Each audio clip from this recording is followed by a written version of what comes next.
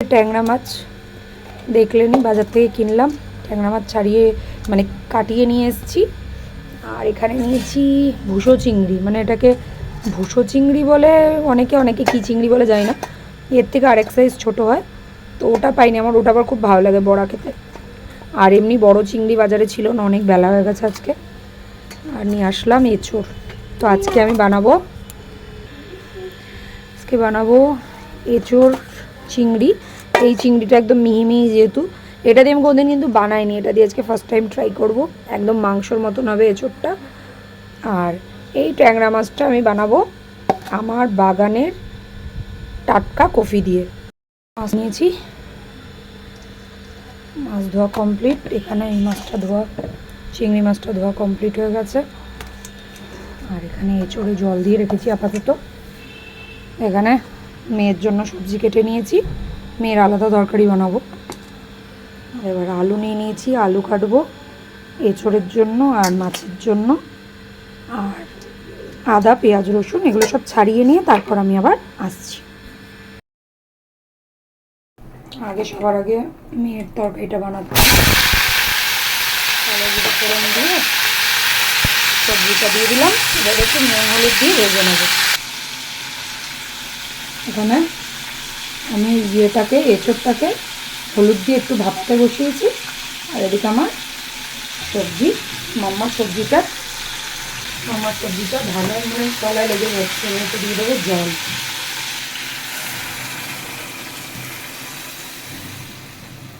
সেদ্ধ হওয়ার মতন জল দিয়ে দিলাম।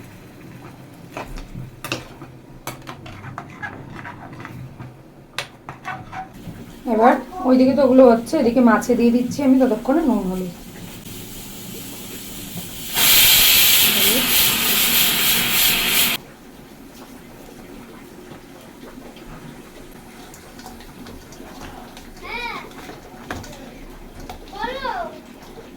এর থেকে মেয়ের জন্য আলাদা, মানে মাছগুলো সব একবারই ভেজে নিচ্ছি। মেয়ের জন্য ওই তরকারিটা হয়ে গেলে ওর সেদ্ধ তাতে দিয়ে দেবো, আর আমাদেরটা আলাদা করবো। তো ততক্ষণে চলুন আমি ফুলকপিটা ক্ষেতের থেকে তুলে নিয়ে আসি।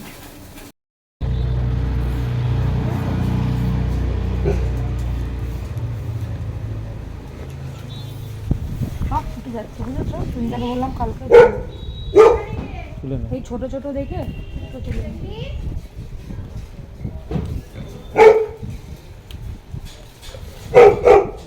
এগুলো আর দেখুন, আর হবে না, এগুলো ফুটে যাচ্ছে।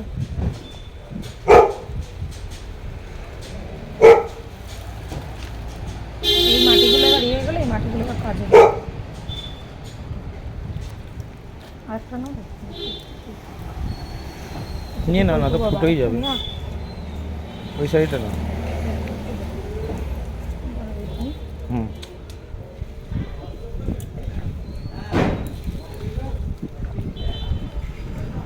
সরু ডাটায় কত বড় কপি, তার ডাটা হিসেবে দেখো নিচে গোড়াগুলো দেখো, গোড়া হিসেবে কিন্তু কপির সাইজ ভালোই ভালো।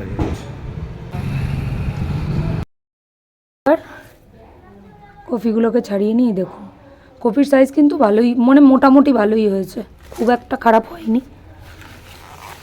মানে এত লেটে হয়েছে কপি, তাও তো কপিগুলো কেটে নিই। তবে আমার কপির থেকে পাতাগুলোতে বেশি লোভ, কচি কচি পাতা বাটা খাওয়া যাবে। তো আমি ফুলকপিটা নিই, পাতাটা রেখে দিচ্ছি। পাতাটা পরে বাটবো। আমার ক্যামেরার ওই স্ট্যান্ডটা ঠিক করতে হবে রান্নার। এবার এতে দিয়ে দেবো মাছ। এই মাছ যা ফাটে আমার খুব ভয় লাগে, আমি আগে চাপার ব্যবস্থা করি।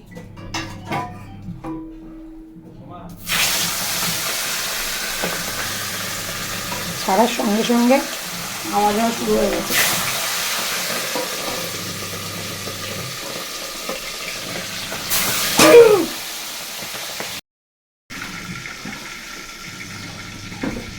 মাছটা এবার প্রথমে আমি বেশি মাছ ছাড়তে পারিনি, ওই যে 3টে মাছ ছেড়েছি দেখালাম, ওই 3টেই ছাড়তে পারিনি কারণ হাত পুড়ে গেছে।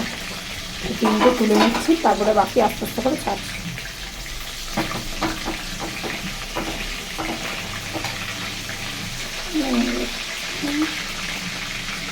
ওই বাইরেটাই করতে হবে। আর এখানে গেছে, আঙুলে গেছে, মানে হাত দিয়ে ধরতেও পারছি না।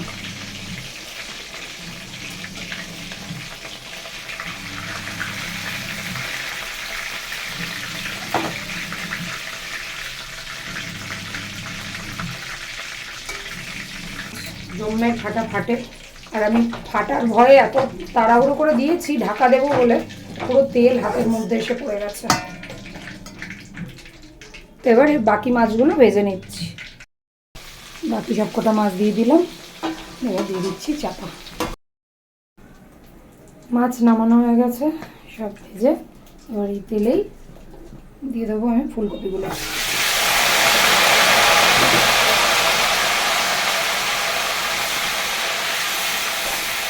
আমার কিচেনের যে পুরোনো স্ট্যান্ডটা বন্ধুরা, ওটা একটু ভেঙে গেছে, মানে একটু ইয়েটা খুলে গেছে। ওটা ঠিক করে তারপরে আবার ভিডিও করবো যখন, তখন ভালো আসবে। এইভাবে ভিডিও ঠিক আসছে না, আমি বুঝতে পারছি আপনাদের একটু অসুবিধা হচ্ছে, চেষ্টা করবো যাতে ঠিকঠাকভাবে আসে। তো এদিকে ভাজা হোক, ফুলকপিটা ভাজা হতে হতে আমি ওইদিকে এখানে কড়াই তেল দিয়ে দিয়েছি, ওখানে দিয়ে দেবো চিংড়ি মাছ। মানে যতটা চিংড়ি মাছ আমি বানাবো ততটা দিয়ে দেবো চিংড়ি মাছ। কিন্তু আমি এঁচড় খাইনি। এই চিংড়ি মাছের বড়া খুব ভালো লাগে খেতে, চচ্চড়ি ভালো লাগে।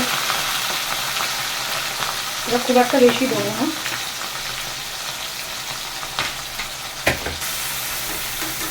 এটা দেবো নুন হলুদ। এটা পুরো কড়াই লেগে লেগে যাবে ভাজা হলে, কুচিয়ে কুচিয়ে ভাজা করতে হবে কড়কড়া করে।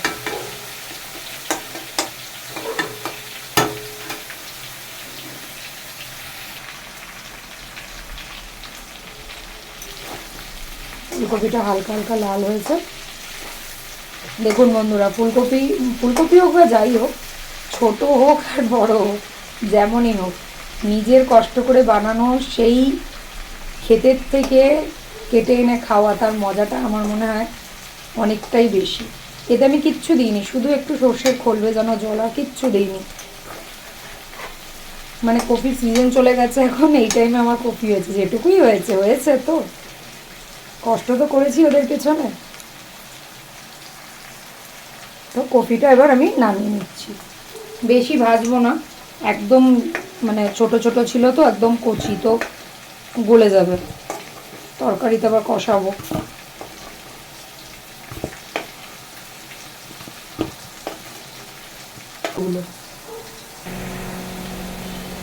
আলুগুলো দিয়ে দিচ্ছি।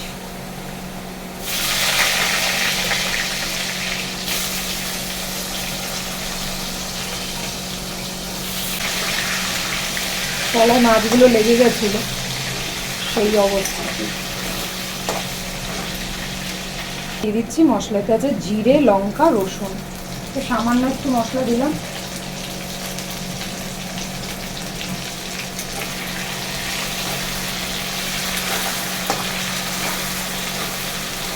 যেহেতু এটা ট্যাংরা মাছ, তাই জন্য আমি, মানে আট ট্যাংরা, তাই জন্য আমি এই রসুনটা দিলাম, নাহলে আমি রসুন দিতাম না যদি দেশি ট্যাংরা হোক। এবার এতে দেবো পরিমাণ মতো নুন হলুদ, এতে দিয়ে দেবো ভেজে রাখা কপি।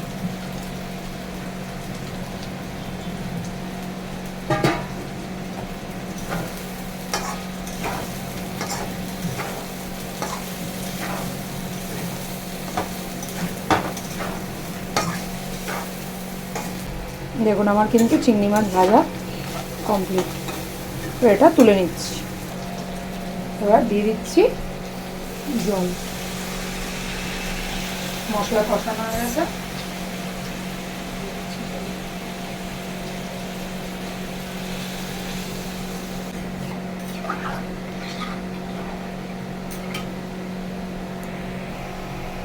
এবার এতে দেবো শুকনো লঙ্কা দিয়ে দিয়েছি ফোড়ন, দেবো এতে গোটা জিরে। হ্যাঁ না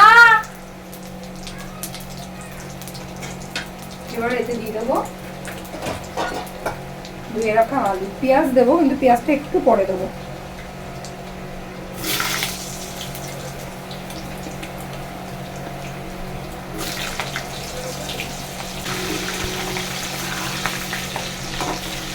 তেলটা একটু বেশি দিয়েছি, কারণ কি এঁচোড় বলে কথা, একটু মাংসর মতন হবে, তো তেলের পরিমাণটা একটু বেশি। পেঁয়াজটা আমি পরে দিলাম, ভাবতে পারেন যে আলুটা আগে ভেজে নিলে হয়ে যেত, পেঁয়াজটা এই জন্য পরে দিলাম যাতে পেঁয়াজটা একটু একটু মুখে বাঁধে, সম্পূর্ণ না গলে যায়, তাই জন্য।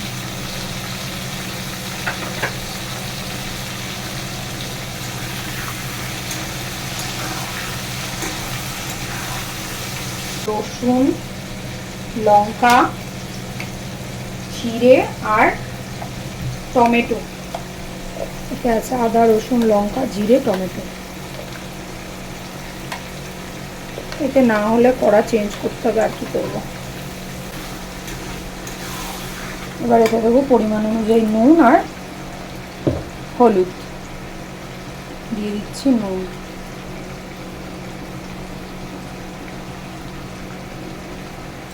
আর হলুদ। হাতটা এমন জ্বলছে, এত জায়গা পুড়েছে বলে বোঝাতে পারবো না।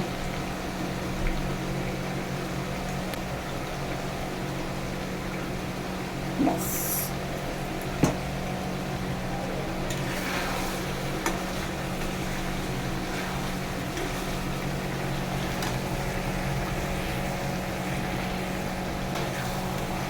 এটা একটু কষানো হয়ে যাবে, তারপর দেবে এঁচোড়টা, কারণ কি এঁচোড় না হলে সম্পূর্ণ গলে যাবে।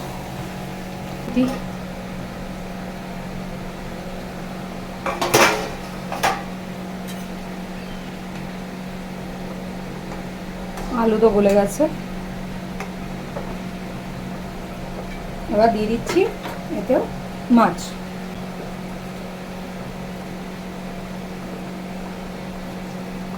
এগুলোকে ভালো করে একটু হলুদ কলায় ডুবিয়ে ডুবিয়ে দিই, দিয়ে আবার চাপা দিয়ে দেবো।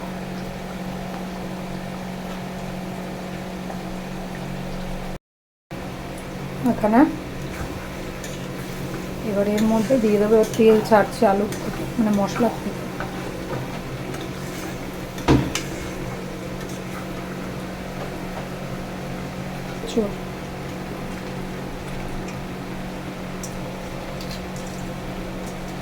অনেক বড় বড় ইয়ে হয়ে গেছে।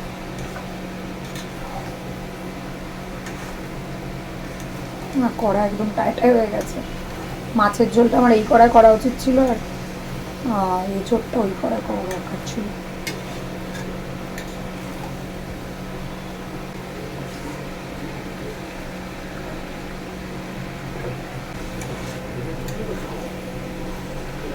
আস্তে আস্তে করে কষাতে হবে।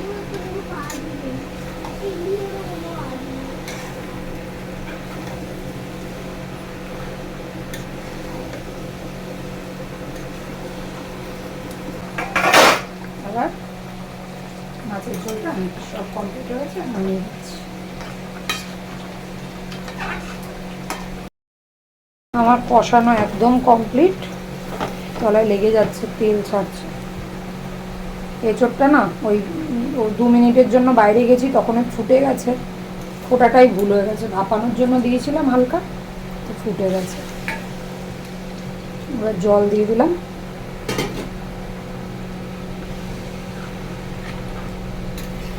কারণ কি না তো আলুটা সেদ্ধ হবে না, শুধু এঁচোড় হলে এরকম কষানোই আমি নামিয়ে দিতাম।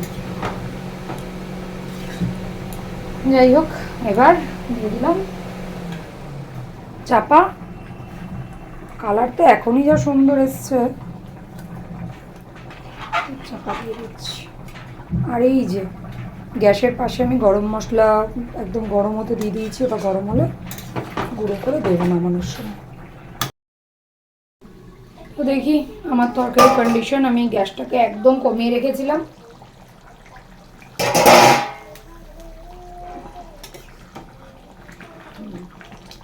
আলুও সেদ্ধ হয়ে গেছে, আলুটা সেদ্ধ হয়নি, এবার এটা আর একটুখানি শুকাবে। তো আমি এবার এতে দিয়ে দিচ্ছি গরম মশলাটা, আপনাদেরকে দেখালাম, ওই গরম মশলাটা গুঁড়ো করে নিয়েছি, গুঁড়োটা দিয়ে দিচ্ছি। আর এতে দেব ঘি। ঘি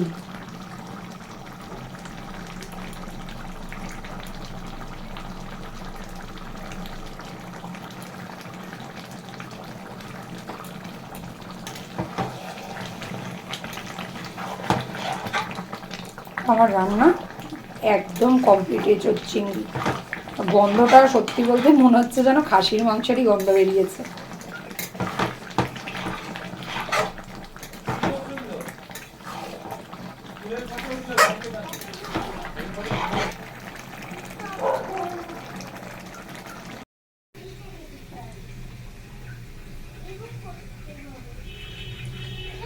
কালারটাও দারুণ এসছে, আর বন্ধুরা সেন্টটা এত সুন্দর এসছে কি বলবো, বলার মতন না, অসাধারণ সেন্ট এসছে।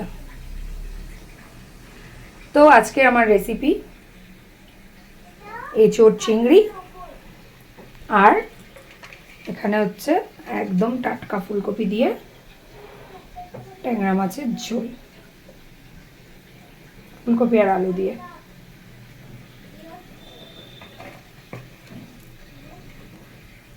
তো বন্ধুরা আজকে আমি আর খেয়ে দেখালাম না, তো আপনারা এইভাবে একবার বানিয়ে দেখবেন, আর বানিয়ে কেমন লাগলো অবশ্যই বলবেন। এঁচোড় চিংড়ি তো সবাই খায়, কিন্তু আমি এই কুচো চিংড়ি দিয়ে কোনোদিন খাইনি। তো ঝটপট বানিয়ে ফেলুন, গরমকাল পড়েই গেছে।